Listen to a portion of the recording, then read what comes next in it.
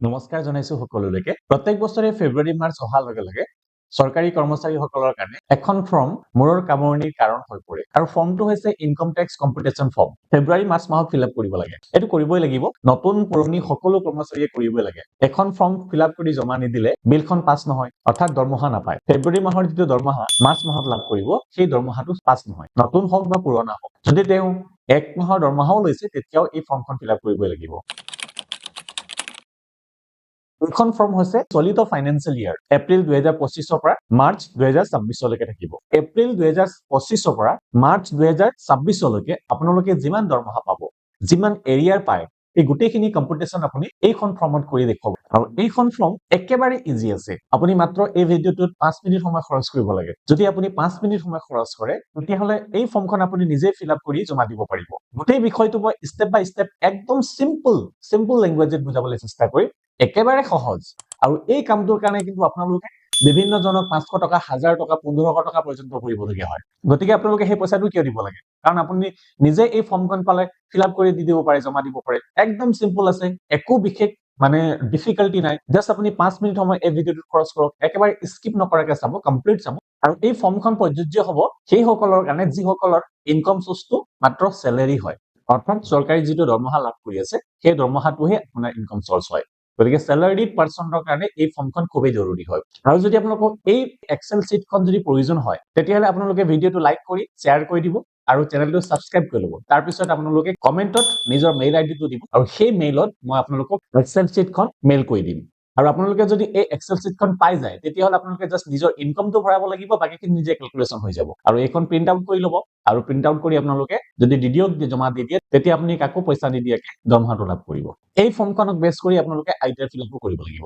আৰু যদি কাৰোবাৰ কম্পিউটাৰত তেনেকুৱা সুবিধা নাই তেতিয়াহ'লে এই ফৰ্মখন প্ৰিন্ট আউট উলিয়াই ল'ব। প্ৰিন্ট আউট উলিয়াৰ পিছত আপোনালোকে তাতে হাতে লিখিলেও হ'ব। টাইপ কৰা হ'ব লাগিব এইটো কোনো কথা নহয়, আপোনালোকে হাতে লিখিও জমা দিব পাৰিব।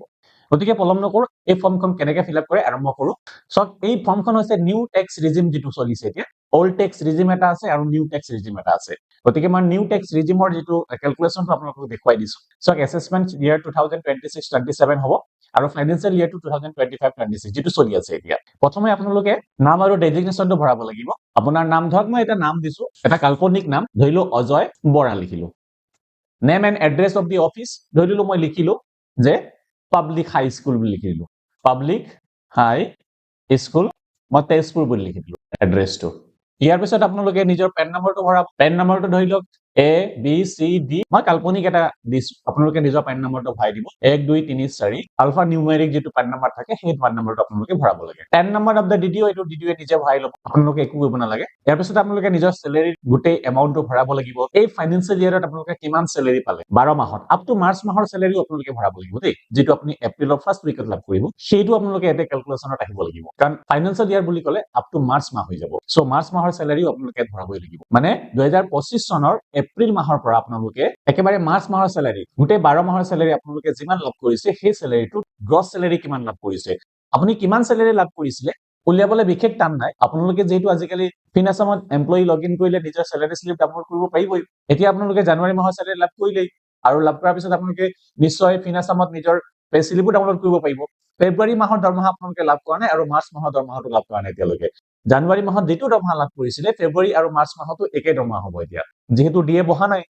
গতিকে এতিয়া কোনো চেঞ্জেছ নাহে। গতিকে জানুৱাৰী মাহৰ যিমান এমাউন্ট হ'ব ফেব্ৰুৱাৰী আৰু মাৰ্চ মাহৰটো সেম হ'ব। গতিকে এপ্ৰিল মাহৰ পৰা আপোনালোকে একেবাৰে জানুৱাৰী মাহলৈকে চেলাৰী স্লিপটো ডাউনলোড কৰি লওক।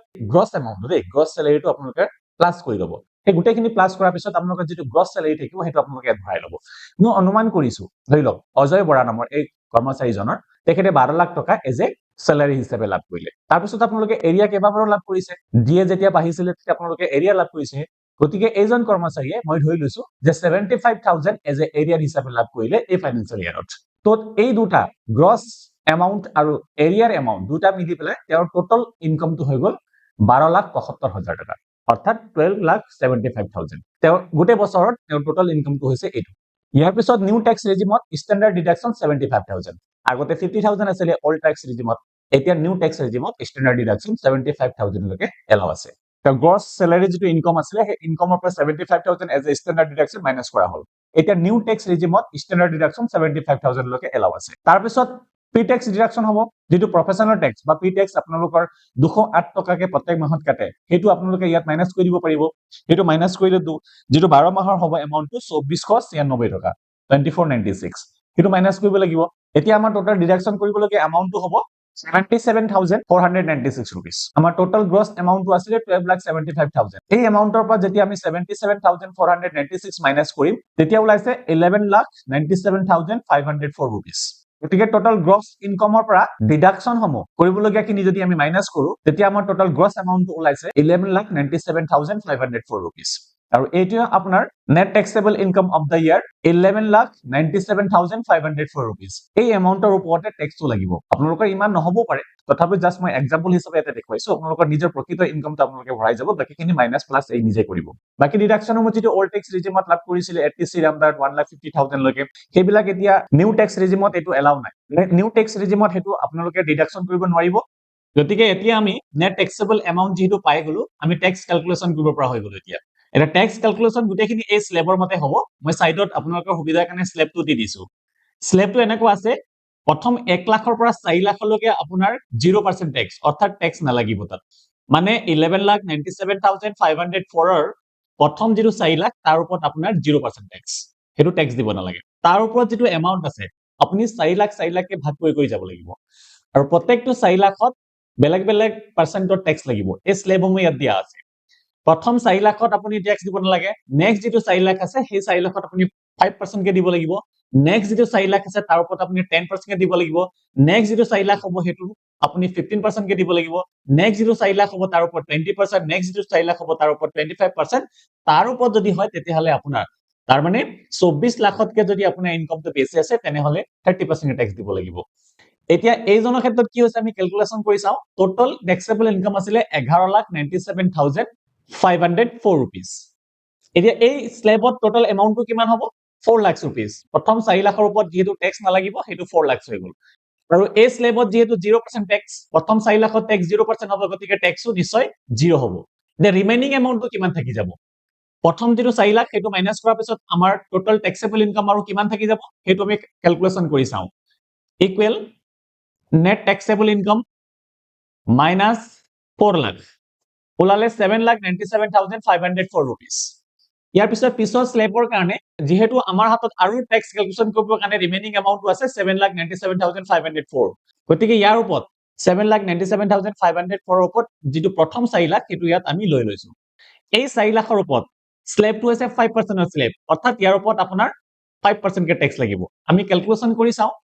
ইকুৱেল এটো কইলো 4 লাখ ইনটু 5% ওলালে 20,000 টকা এটো স্ল্যাবত কিমান ট্যাক্স ওলালে 5% কে 4 লাখৰ ওপৰত 20,000 টকা ট্যাক্স ওলাইছে ইয়াৰ পিছত আমাৰ হাতত ট্যাক্স ক্যালকুলেশন কৰিবৰ কাৰণে ৰিমেইনিং এমাউন্টটো কিমান থাকিলে হেতু আমি ক্যালকুলেশন কৰি চাম ইকুৱেল আমাৰ 7,97,504 আছিল ইয়াৰ পৰা মাইনাস কৰি দিও 4 লাখ কিমান ওলাব এটো ওলাব 3,97,504 অৰ্থাৎ 4 লাখতকে কম আছে গতিকে এই গুটে কিটা এমাউন্ট এতিয়া কত সোমাব এটো 3 নম্বৰ স্ল্যাবত সোমাই যাব 3,97,504 rupees 3 নম্বৰ স্ল্যাবত সোমাই গল গতিকে ইয়াৰ ওপৰত কিমান পাৰ্চেন্ট কে ট্যাক্স লাগিব স্ল্যাব নম্বৰ 3 ট্যাক্স আছে 10% কে গতিকে এই 3,97,504 ৰ ওপৰত 10% কে ট্যাক্স ক্যালকুলেশন কৰিম এতিয়া আমি ইকুৱেল ট্যাক্সেবল ইনকাম ইনটু 10% কিমান ওলালে 39,750 rupees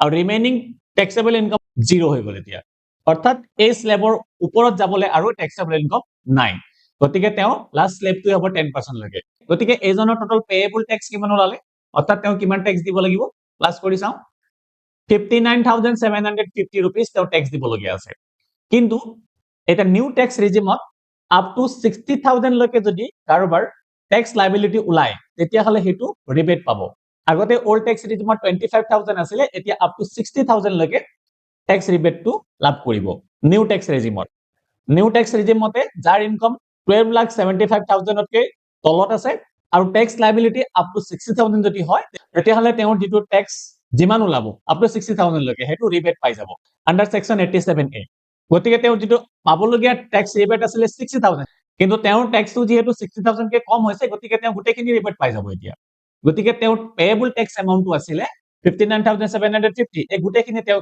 ৰিবেট পাব গতিকে তেওঁ ৰিবেট পাবলগীয়া এমাউণ্টটো হৈছে 59,750 তেতিয়া তেওঁ পেয়েবল টেক্স এমাউণ্টটো কিমান ওলালে 0 tax payable on total income কিমান ওলালে 0 অৰ্থাৎ তেওঁ এটকাও টেক্স দিব নালাগে যদি ইয়াৰ ওপৰত যদি তেওঁ টেক্সটো হোৱা হলে যদি এই 4 নম্বৰ স্লেবটো যোৱা হলে তেতিয়া হলে তেওঁৰ পেয়েবল টেক্স এমাউণ্টটো 60,000 ক্ৰছ কৰিলেতেন যেতিয়া পেয়েবল টেক্স এমাউণ্টটো 60,000 ক্ৰছ কৰে তেতিয়া হলে তেওঁ এটকাও ৰিবেট নাপায় গোটেই এমাউণ্টটো তেওঁ ভৰিব লাগিব পাবলগীয়া ৰিবেট এমাউণ্টটো কেনসেল হৈ যাব আৰু যেটো বাহি যাব টেক্স সেই টেক্সও ভৰিব লাগিব অৰ্থাৎ 60,000 প্লাস যিমান এমাউণ্ট হ'ব হেটো ভৰিব লাগিব আৰু যেটো প্ৰথম 60,000 আছিল হেটো ভৰিব লাগিব গোটেইখিনি টেক্স ভৰিব লাগিব প্লাস আৰু তেওঁ 4% সেসও দিব লাগিব হেলথ এণ্ড এডুকেশন সেস আছে হেটো দিব লাগিব যিমান পেয়েবল টেক্স এমাউণ্ট আছে তাৰ ওপৰত 4% কে সেস লাগিব আৰু দুইটা প্লাস কৰাৰ পিছত যেটো হেকত এমাউণ্ট ওলাব সেই এমাউণ্টটো তেওঁ টেক্স হিচাপে ভৰিব লাগিব এইজনৰ ক্ষেত্ৰত যেহেতু 60,000 কে তলত থাকিলে টোটাল পেয়েবল টেক্স এমাউণ্ট গতিকে তেওঁ গোটেইখিনি এমাউণ্ট ৰিবেট পাই গল এতিয়া মই এই ভিডিওটোত 60,000 ৰ তলত যিসকলৰ টেক্স পেয়েবল এমাউণ্ট আছে তেওঁলোকৰ কাৰণে ক্যালকুলেশন কৰি দেখুৱালো কাৰণ গোটেই বছৰটোত 12,75,000 তকৈ বেছি ইনকাম পাৰ হৈ যোৱা মানে মান্থলি 1 লাখতকৈ ওপৰত স্যালাৰি পাব লাগিব গতিকে 1 লাখৰ ওপৰত স্যালাৰি পোৱা কেইজন কৰ্মচাৰী আছে নো আপোনালোকে এইখন ফৰ্ম মই ইতিমধ্যে কলোৱে ভিডিওটো লাইক কৰিব আৰু শেয়াৰ কৰি দিব চেনেল সাবস্ক্ৰাইব কৰি ইমেইল আইডিটো কমেন্টত দি দিব মই তাতে আপোনালোকক এই গোটেই এই এক্সেল শীটখনে আপোনালোকক মেইলত মই দি দিম মেইলৰ পৰা আপোনালোকে ডাউনলোড কৰিব গ্ৰছ এমাউণ্টটো কিমান আছে হেটো ভৰাব গ্ৰছ স্যালাৰি যেটো বি নম্বৰটোত ভৰাব লাগিব যেটো আপোনাৰ এৰিয়াৰ এমাউণ্ট মই ইয়াত 75,000 ধৰিছিলো হে আপোনালোকৰ ক্ষেত্ৰত ইমান ৰাউণ্ড ফিগাৰটো নহব অলপ হলেও একো চিন্তা নাই যেটো এটো এক্সেল শীটত ক্যালকুলেশন নিজে নিজে হৈ যাব আপোনাৰ গ্ৰছ এমাউণ্টটো ভৰাও এৰিয়াৰ এমাউণ্টটো ভৰাও প্লাস কৰাৰ লগে লগে অৱশ্যে আপুনি প্লাস কৰিবও নালাগে ইয়াত ফৰ্মুলা ফিটিং কৰি থোৱা আছে আপোনালোকে জাস্ট গ্ৰছ এমাউণ্ট আৰু টোটাল এৰিয়াৰ কিমান লাভ কৰিলে এই বছৰটোত হেটো ভৰাই দিব এই নিজে ক্যালকুলেশন কৰি আপোনাৰ এই এক্সেল শীটতে টেক্স কিমান পৰিব নে নপৰিব হেটো ক্যালকুলেশন কৰি উলিয়াই দিব তাৰ পিছত প্ৰিন্ট আউট কৰিব প্ৰিন্ট আউট কৰি আপোনালোকে এখন ভিডিঅ জমা দি দিয়ক সাইন কৰি পেলাই হৈ যাব প্ৰিন্ট আউট কৰোতে খালি আপোনালোকে এই স্লেবটো যেটো আছে এই সাইডৰ স্লেবটো প্ৰিন্ট আউট কৰিব নালাগে প্ৰথম